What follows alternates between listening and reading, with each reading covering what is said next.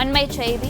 தமிழக அரசின் திட்டங்களுக்கு முதலமைச்சர் மு.க.ஸ்டாலின் பெயர் சூட்டப்படுவதற்கு எதிரான வழக்கு. தலைமை நீதிபதி பி.ஆர். கவாய் தலைமையிலான அமர்வு முன்பு தமிழ்நாடு அரசு தொடர்ந்த மேல்முறையீட்டு வழக்கு விசாரணைக்கு வந்தது.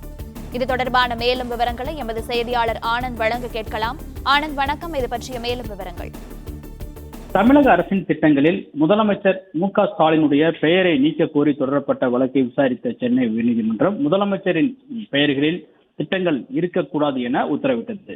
இந்த நிலையில் இந்த உத்தரவிற்கு எதிராக உச்சநீதிமன்றத்தில் திமுக தரப்பில் மேல்முறையீட்டு மனு தாக்கல் செய்யப்பட்டது. அந்த வழக்கில் தமிழக அரசினுடைய உத்தரவு திட்டங்களில் முதலமைச்சரின் பெயரை இடம்பெறக்கூடாது என்ற சென்னை உயர்நீதிமன்ற உத்தரவை மாற்றியமைக்க வேண்டும் எனவும், ஏனென்றால் முதலமைச்சர் என்பவர் அரசியல் சாசன அமைப்பின்படி செயல்படுவார். அவர் அரசியல் சாசன அதிகாரியாகவே செயல்படுகிறார். எனவே முதல்வர் பெயரில் திட்டங்களை அறிவிப்பதில் எந்த தவறும் இல்லை. எனவே சென்னை உயர்நீதிமன்ற உத்தரவிற்கு தடை விதிக்க வேண்டும் எனவும் கூறியிருந்தார். இந்த வழக்கு உச்சநீதிமன்ற தலைமை நீதிபதி கவாய் தலைமையிலான அமர்வில் இன்று விசாரணைக்கு வந்தது. அப்பொழுது தமிழ்நாடு அரசு மற்றும் அதே போன்று திமுக தரப்பில் ஆஜராகியிருந்த வழக்கினர்கள் தங்கள் தரப்பு வாதங்களை வைத்தனர். திமுக தரப்பில் ஆஜராகியிருந்த வழக்கினர் கடந்த அதிமுக ஆட்சி காலத்தில் பல்வேறு திட்டங்களுக்கு ஜெயலலிதாவின் பெயர் சூட்டப்பட்டதாகவும், ஜெயலலிதாவின் பெயரிலே தமிழக அரசினுடைய திட்டங்கள் கடந்த ஆட்சி காலத்தில் செயல்படுத்தப்பட்டதாக தெரிவிக்கப்பட்டது. அதற்கு அதிமுக தரப்பில் ஆஜராகியிருந்த வழக்கினர்கள் அதிமுக ஆட்சி காலத்தில் ஒரு திட்டம் கூட ஜெயலலிதாவின் பெயரில் இடம்பெறவில்லை எனவும், ஜெயலலிதாவின் பெயரை எந்த திட்டத்திலும் சூட்டப்படவில்லை எனவும் தெரிவித்தார்.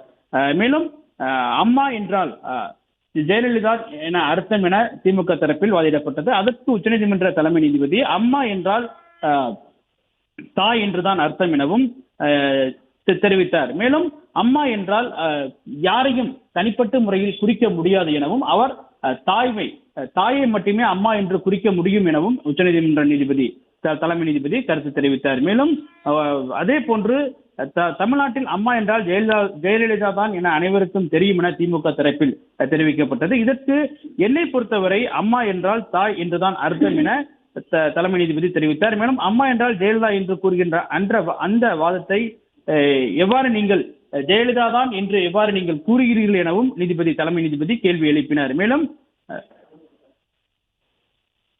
இந்த வழக்கை பொறுத்தவரை முதலமைச்சரின் பெயர் குறிப்பிடப்பட்டிருக்கிறது என்றுதான் மேல்முறையீட்டு மனு தாக்கல் செய்யப்பட்டிருக்கிறது தவிர பொது பெயர்களை குறித்து எந்த விதமான காரணங்களும் இல்லை எனவும் உச்சநீதிமன்றம் தன்னுடைய கருத்தினை பதிவு செய்திருக்கிறது.